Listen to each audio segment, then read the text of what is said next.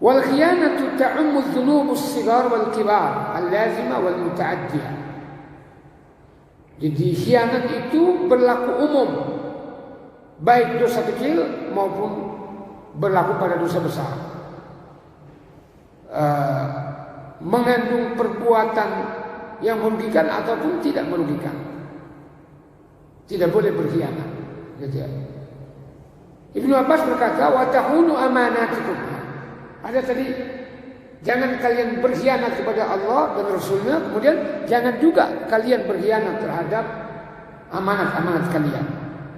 Bismillahirrahmanirrahim. Malam ini kita akan membahas 3 ayat dalam surah Al-Anfal, itu ayat 27 sampai 29 insyaallah.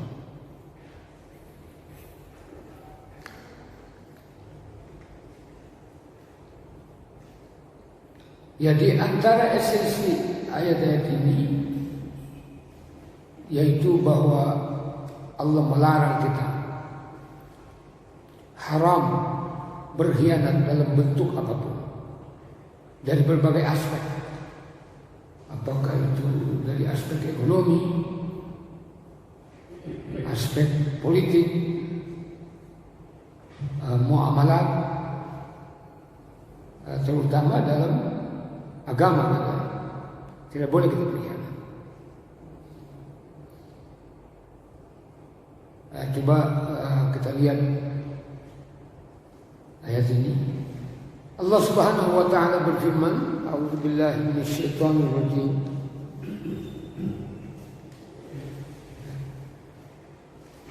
Ya ayyuhalladzina amanu. Jadi Allah mengalamatkan ayat ini kepada kita orang beriman dengan mengatakan, hai orang-orang yang beriman, la takhunullaha war rasul. Janganlah kalian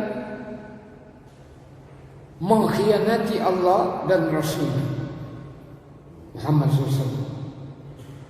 Wa takhunu amanatikum, dan jangan pula kalian mengkhianati amanat-amanat yang dipercayakan kepada kalian. Wa antum ta'lamun, sementara kalian mengetahuinya. Nah, ini apa yang dimaksud berkhianat kepada Allah dan Rasulnya?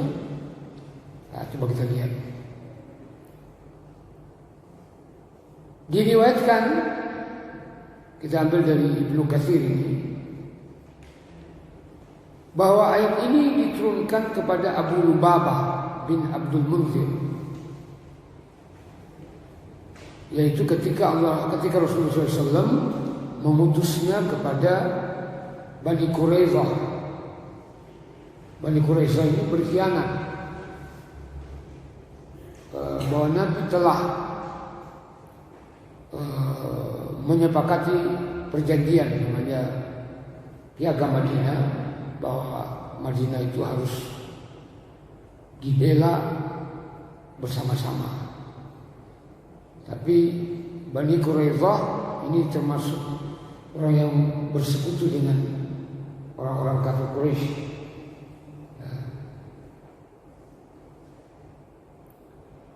Jadi Abu Lubabah ini dikirim Rasulullah SAW untuk memutuskan perkara terhadap Bani Quraisyah. Fastasyaruhu fi dzalik, fa asyara alaihim bidzalik, wa asyara biyadihi ila halqihi ay innahu dzib. Jadi Abu Lubabah ini memahami pesan Nabi bahwa Bani Quraisyah ini harus dihabisi, disyaratkan dengan lehernya dibikin begini, ya berarti disembelih. Kemudian Abu Lubabah ini mencermati dan merasakan bahwa dia telah berkhianat kepada Allah dan Rasulnya. Karena mungkin penafsirannya salah, gitu ya.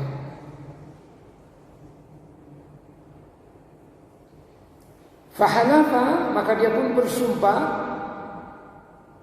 tidak akan merasakan sesuatu apapun hingga dia mati atau dia mendapatkan tobat dari Allah.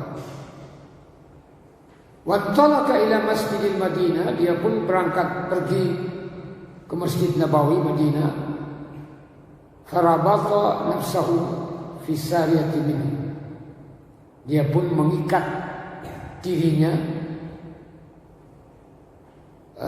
Dia tetap mengikat dirinya itu kira-kira sampai 9 hari.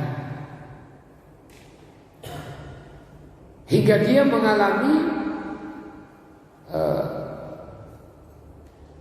tidak sadarkan diri, pingsan. Maka turunlah ayat Allah Subhanahu wa taala yang menerima tobatnya. Maka faja'an nasu yubashshirunahu bi taubatillahi alaihi. Maka orang-orang sahabat Nabi mendatangi Abu Lubabah ini, memberitahukan kabar gembira bahwa tobatnya sudah diterima. Ya.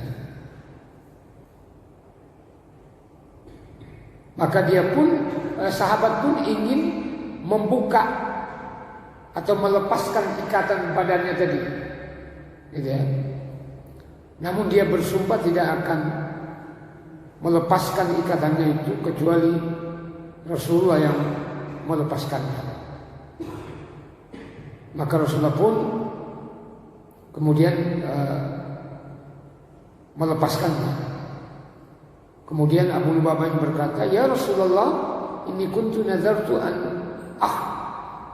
an khaliqa min mali sadaqah."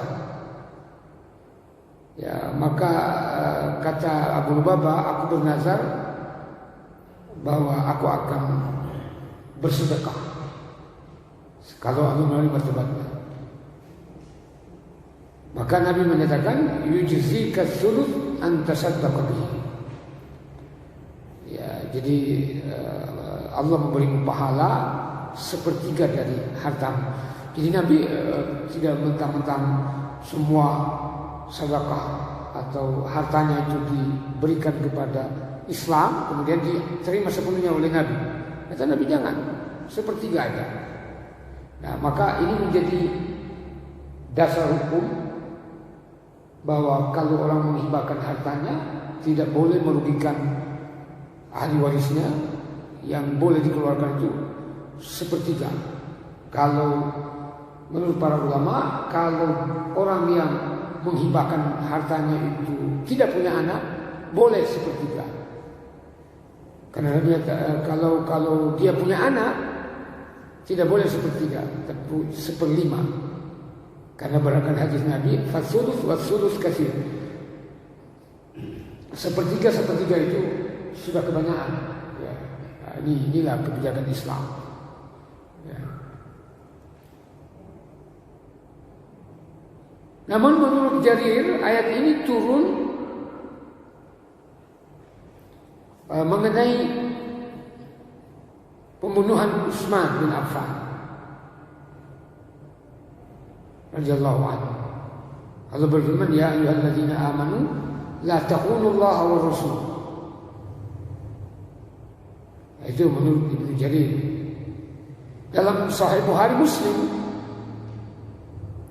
diceritakan ada kisah Hatib bin Ubay bin Abi Balta'ah, bahwa dia mengirim surat kepada orang-orang Quraisy yang memberitahukan kepada mereka maksud Rasulullah SAW pada tahun penaklukan kota Mekah. Fattala Allahu Rasulahu ala dzalik, maka Allah memberitahukan Rasulnya mengenai perihal Hatib bin Abi Balta'ah. Faba'atha fi isril kitab fastarja'ahu wastahdara hatiban fa'aqarra bima sana'a. Maka Rasulullah SAW mengirimkan surat supaya menghadirkan Hatib tadi. Dia pun mengakui apa yang dia lakukan. Maka Umar bin Khattab radhiyallahu anhu berkata, "Ya Rasulullah, ala adribu unuqahu." Bolehkah saya memenggal lehernya? Nah, ini Umar tegas juga, karena dia dianggap pengkhianat.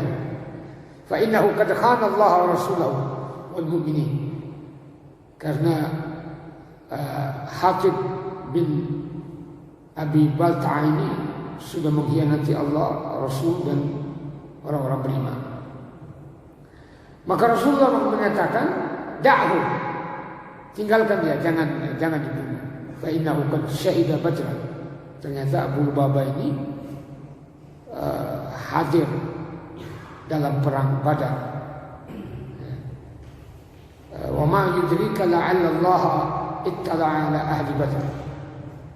Ya, kata Nabi, engkau mungkin tidak tahu, semoga Allah Subhanahu wa taala akan memuliakan ahli Badar.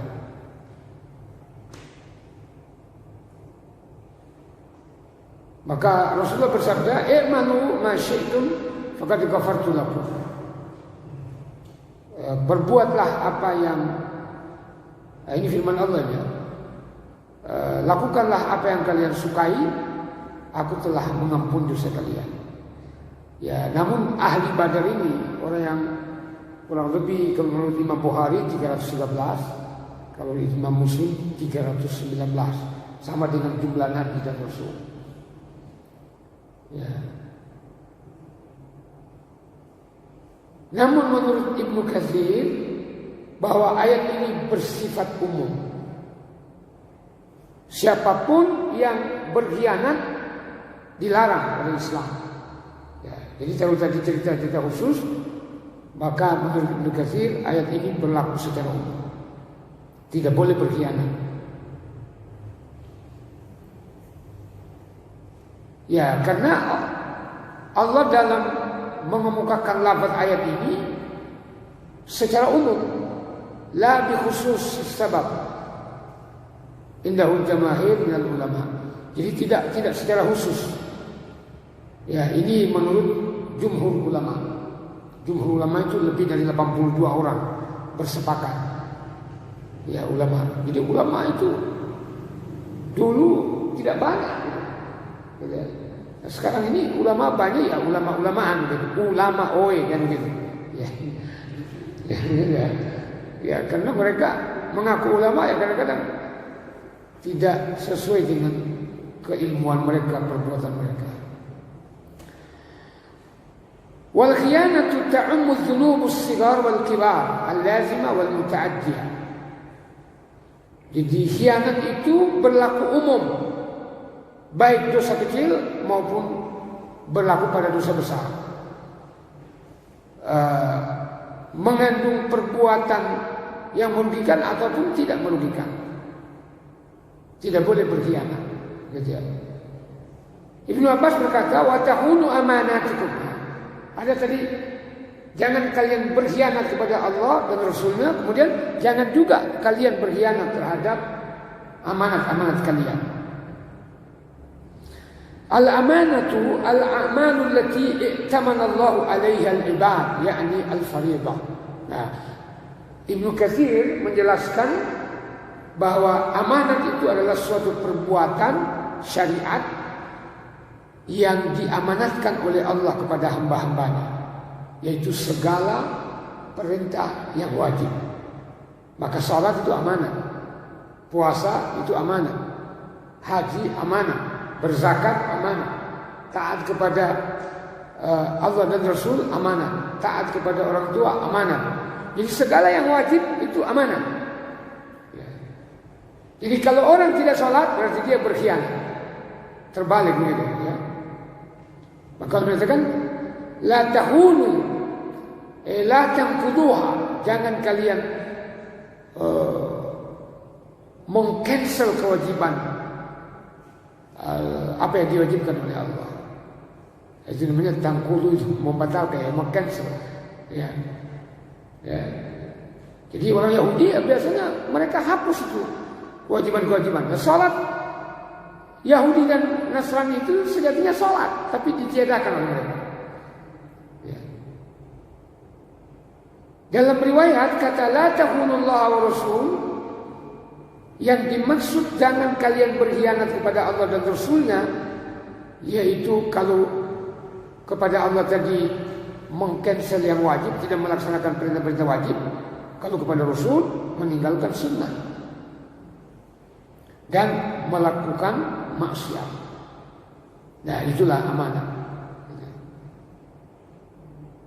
Nah, dalam ayat lain Allah berfirman, ini dalam Al-Quran ya, inna aradna al-amanati ala samawati wal jibali fa'abaina ayyahmilna. Kalau surat Al-Ahzab, sesungguhnya kami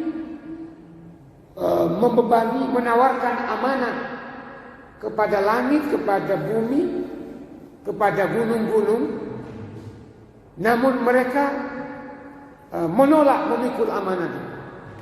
Ya. Nah, apa yang dimaksud amanat itu? Yaitu suatu kewajiban. Allah berfirman kepada langit, hai langit, kalau kamu taat, kamu akan diberi pahala. Tapi kalau kamu membangkang, kamu akan diberi ganjaran siksaan. Maukah kalian melakukan hal seperti itu? Ya. Mau langit, mau bumi, mau gunung menolak, tidak mau diberi iming-iming seperti itu. Gitu ya. Ya, pokoknya langit dan bumi serta gunung mereka taat kepada Allah. Tidak perlu diiming-iming. Ya. Fa'ashfaqna minha wa hamalaha al-insan. Ternyata amanat itu ditawarkan kepada Adam. Ya, al-insan itu Adam. Adam menyanggupinya. Gitu ya. Ya, kalau kamu berbuat jahat, berbuat baik diberi pahala. Kalau kamu berbuat jahat, kamu diberi ganjaran berupa siksaan.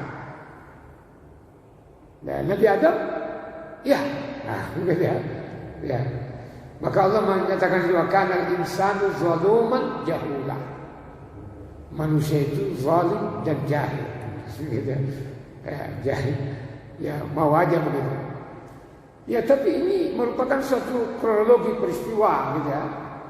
Tapi sebenarnya Allah Subhanahu wa taala sudah menciptakan manusia seperti itu kodratnya. Ya. Jadi itu tadi ayat pertama. Kemudian ayat kedua ini, nah, kenapa amanat ayat 27 tadi, pada ayat 28 ini itu di atas 29 ya, salah yang di bawah 28. Kok Allah menyebut harta dan anak? Nah, ini menunjukkan harta dan anak itu juga amanat. Gitu ya. Nah, coba kita lihat. Wa'lamu, dan ketahuilah oleh kalian, yaitu manusia yang beriman, annama amwalukum wa auladukum fitnah, bahwa harta dan anak-anak kalian itu hanyalah fitnah, itu cobaan, ujian. Wa annallaha indahu ajrun azim, dan sesungguhnya Allah Subhanahu wa taala di sisinya terdapat pahala yang besar. Jadi sementara harta kita ini, begitu juga anak adalah amanat. Amanatnya titipan sementara. Ya. Nah, coba kita lihat. Kata Ibnu Katsir, firman Allah wa'lamu annama amwalukum wa auladukum fitnah, ay ikhtibarun wa imtihanun minhu lakum. Jadi maksudnya bahwa harta dan anak kalian itu ikhtibar wa imtihan, merupakan ujian dan cobaan dari Allah Subhanahu wa taala untuk kalian. Iz a'taqumuha, ya Allah memberi cobaan seperti itu, harta dan anak turunan ini Allah memberi untuk memuji kalian, membuktikan kalian atas kurunahu alaiha, apakah kalian mensyukuri nikmat yang diberikan itu dan mensyukuri Allah atas pemberiannya dan taat kepadanya, au tashtagiluna biha anhu, atau kalian hanya sibuk mengurus harta yang diberikan oleh Allah Subhanahu wa taala itu, mengabaikan perintahnya. Jadi ujian. Nah, makanya kalau orang diberi harta ternyata dia tidak taat, nah, itu namanya istidraj. Ya, dalam hadis Nabi menyatakan, fa idza ra'aita Allah yu'til 'abda ni'matan wa huwa fi ma'asihi fa'lam annahu istidraj.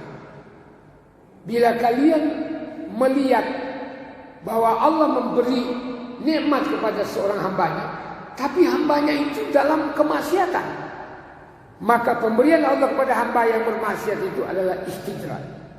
Istidraj dia dilulu. Kayak kita lihat pangan, tapi dengan itu diazab oleh Allah Subhanahu wa taala. Waliyadzubillah. Ya. Sebagaimana firman Allah yang lain, innama amwalukum wa auladukum fitnah wallahu ajrun azim. Hampir sama di ayat ini. Wa nabluukum bisyarri wal khairi fitnah.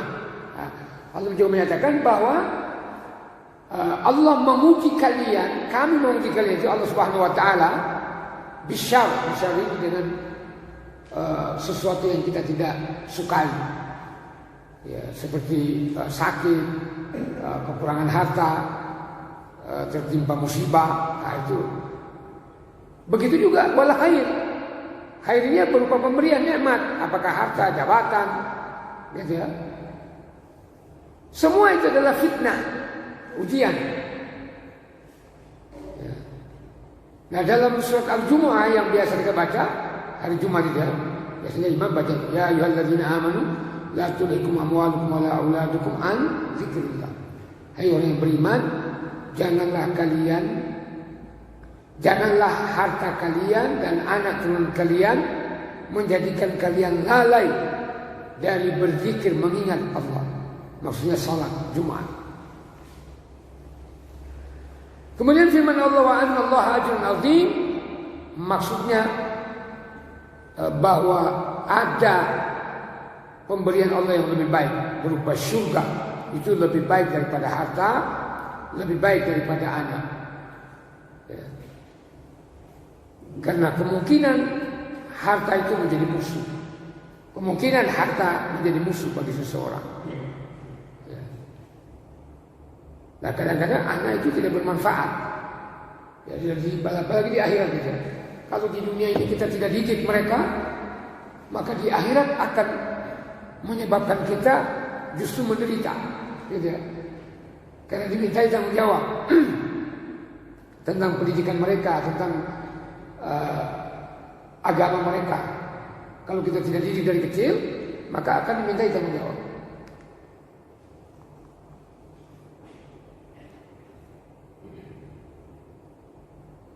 Jadi kehidupan akhirat itu lebih baik daripada keduniaan ini. Ya, termasuk dalamnya anak dan harta benda. Ada satu riwayat hadis qudsi ini, bahwa Allah berfirman, ya ibna Adam, hai anak Adam, manusia maksudnya, utlubni, berusahalah untuk mencari aku, tajiduni, niscaya kamu akan mendapatkan aku. Nah, ini berarti kita harus beribadah maksudnya. Harus ada ikhtiar untuk menggapai rahmat Allah. Niscaya akan diberi. Jadi kalau kita berdoa, berzikir, insya Allah Allah mendekati kita. Fa in wajadtani wajadta kulla syai. Kalau engkau mendapatkan aku, kata Allah, maka engkau akan mendapatkan segala sesuatu. Wa in futtaka fataka kulla syai. Tapi kalau engkau tidak mendapatkan aku, engkau kehilangan aku, maka engkau kehilangan segala sesuatu. Ya, maksudnya kalau kita dekat kepada Allah, Allah akan beserta kita. Apapun mau kita, keinginan kita, kebutuhan kita akan diberi. Wa ana uhibbu ilaika min kulli syai. Dan aku, kalau kamu mendapatkan aku dengan ibadahmu, itu maksudnya, kata Allah, aku akan mencintaimu daripada segala sesuatu. Nah, jadi kita melaksanakan ibadah secara acak, rutin, Allah akan mencintai kita. Dalam riwayat, nah ini tadi ya berarti ini maksudnya mengenai amanah tadi Pak. Jadi kalau kita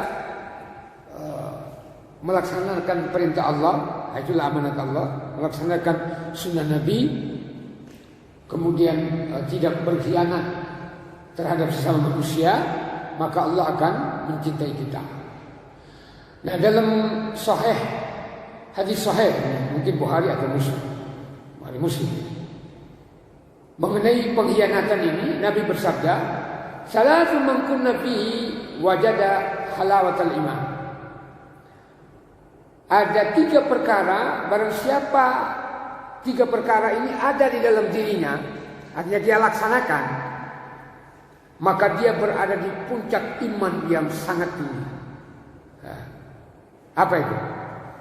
Yaitu man kana Allah wa rasuluhu ahabba ilaihi mimma siwa.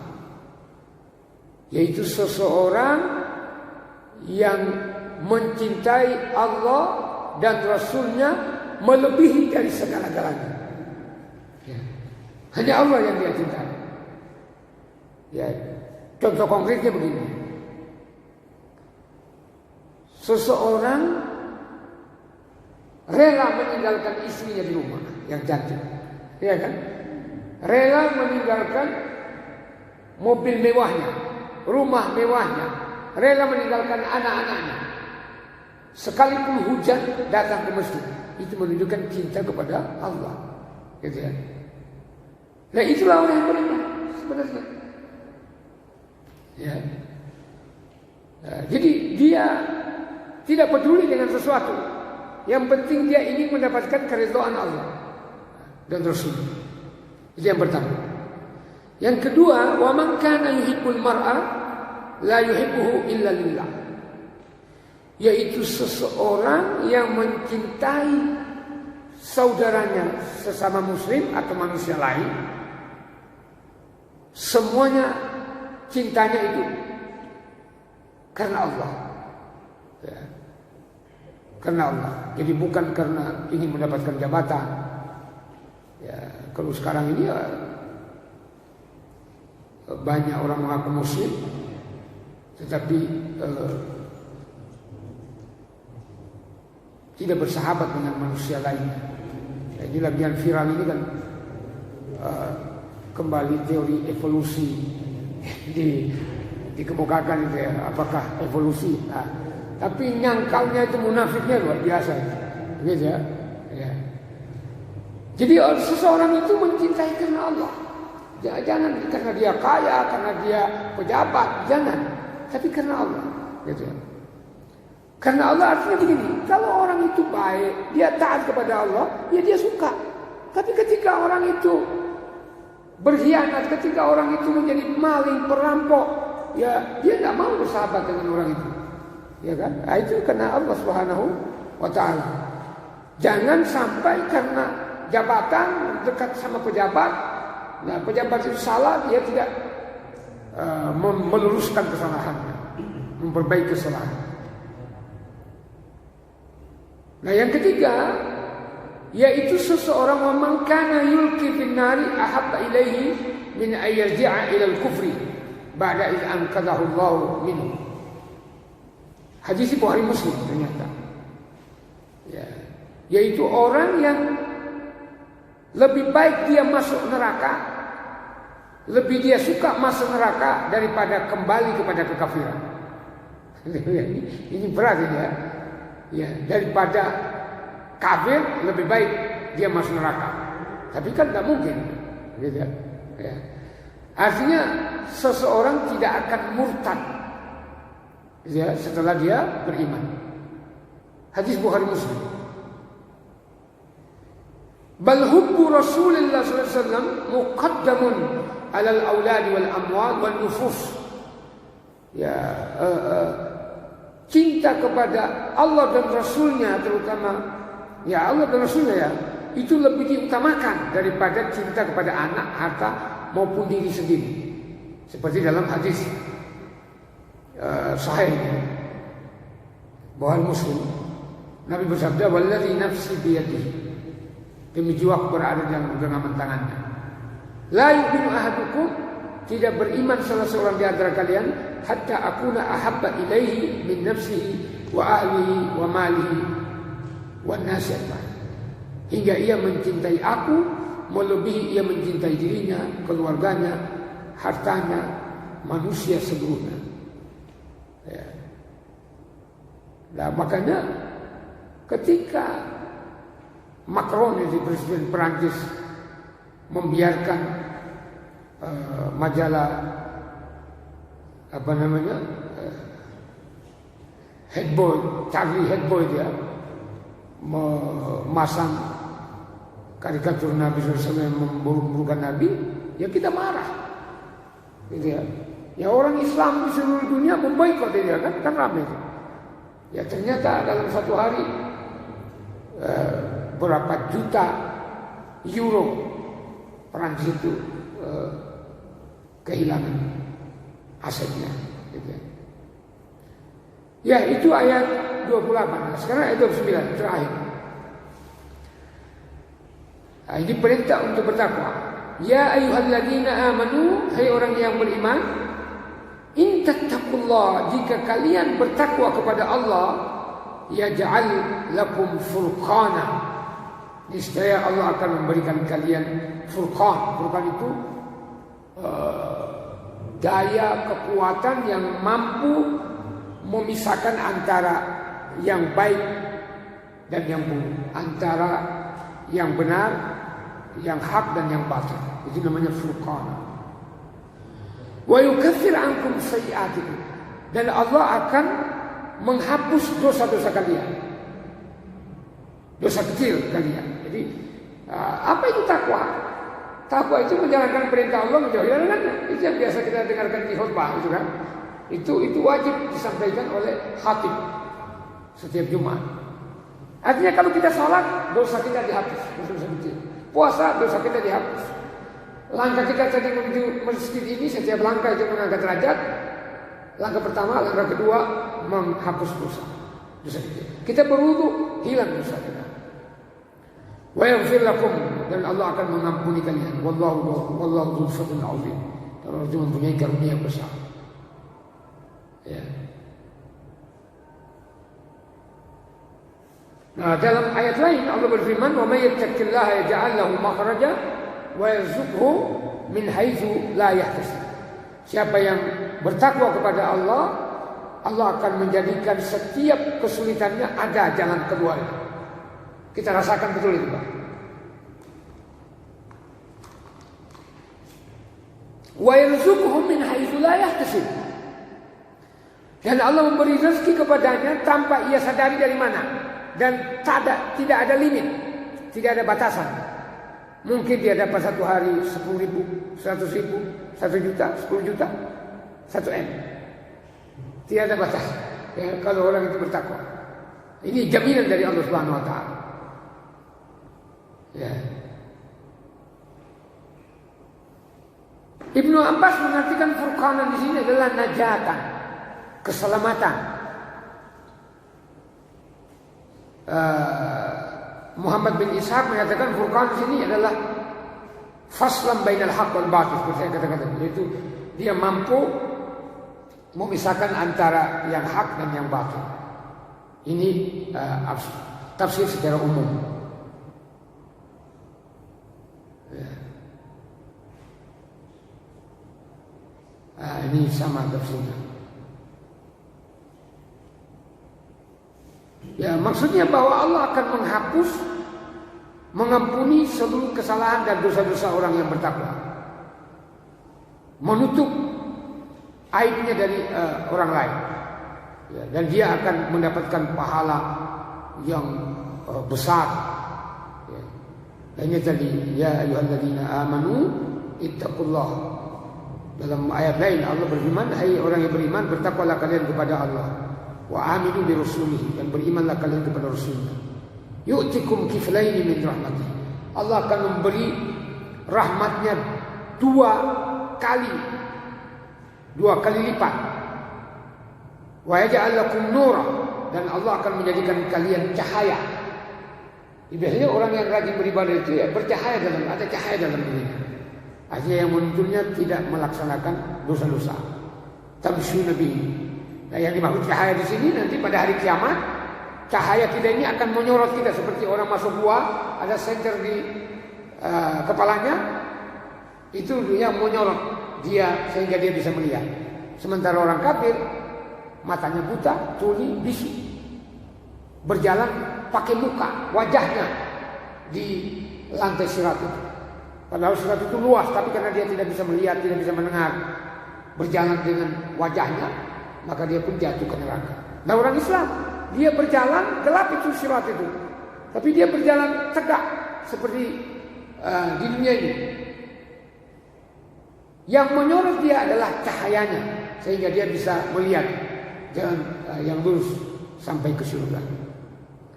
Ya, dan Allah akan mengampuni. Kesimpulan, yang pertama, secara mutlak haram berkhianat dalam bentuk apapun, haram, tidak boleh. Ya. Dan khianat itu yang paling buruk, yaitu berkhianat kepada Allah dan Rasul-Nya, ya, yaitu tidak melaksanakan perintah Allah dan perintah Rasul-Nya. Yang kedua, dalam ayat tadi, bahwa pada harta dan anak turunan terdapat cobaan ujian. Ya, kalau kita mensyukuri harta itu, maka kita lolos. Maka ketika Nabi Sulaiman diberi kekuasaan oleh Allah, bukan hanya terhadap manusia tapi para jin, diberi kerajaan, diberi kekayaan yang luar biasa. Tidak ada yang bisa menyamai kekayaannya Nabi Sulaiman. Tidak. Ya. Beliau bergumam, diabadikan oleh Allah dalam Al-Quran. Dia menyatakan, "Hadza min fadli Rabbi." Kekayaan, kerajaan, kekuasaan ini adalah anugerah dari Tuhanku. Liyabluwani, untuk menguji aku. Aashkuru am akfur? Apakah aku bersyukur atau kufur? Gitu. Ya. Nah, kemudian terakhir, bahwa buah dari takwa itu yaitu menghapus dosa-dosa, baik dosa kecil maupun dosa besar. Kemudian Allah memberi ketajaman dalam pikiran kita, bisa membedakan yang hak dan yang benar, dan ditambah bahwa di hati kita ditancapkan nur sehingga tidak tergoda oleh setan. Ya, saya kira itu. Alhamdulillahi Rabbil Alamin.